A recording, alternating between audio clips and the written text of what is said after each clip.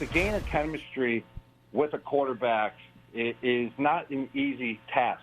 To understand where the quarterback's going to be throwing the ball, to understand the quarterback understanding where the tight end's going to be or the wide receiver, that's time you got to put in. That's a lot of work you got to put in. And we put in work for the last, before this year, 9 years. We built up major chemistry. When Tom and I talked a little bit, man, and just thought about the situation and how we can pull it off and everything. And everything went well, man. Everything went down as planned, and the situations all lined up. So I thought it was a great opportunity that I couldn't pass on, man. Yeah, It's just going to be fun. All right, guys, so you heard Gronk there, ready to go now in Tampa. And, Willie, I'll start with you. How big of a role are you expecting for Rob Gronkowski in this 2020 Tampa offense?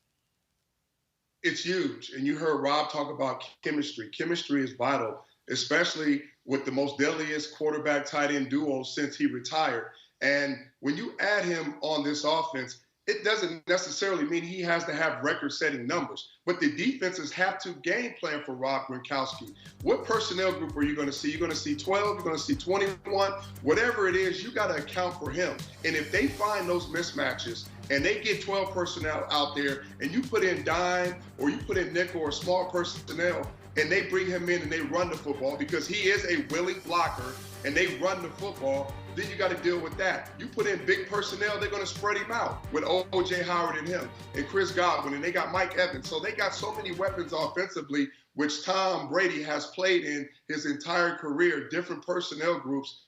When you put Gronk out there, now for a defense, you got to figure out what they're going to do and how they're going to do it. And that's a nightmare for defenses to try to figure out.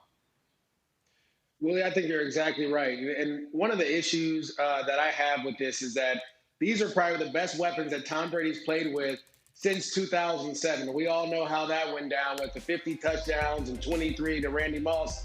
They have those those players with those abilities. And so you look at Mike Evans, Chris Godwin, Rob Gronkowski, O.J. Howard, Cameron Brate, a third tight end that can go to work. You also have Ronald Jones as well. And then the draft picks that the Buccaneers drafted. I mean, this offense has the potential and ability to put up numbers, but just like Gronk said, it's all about chemistry. I can't wait to see how it pans out.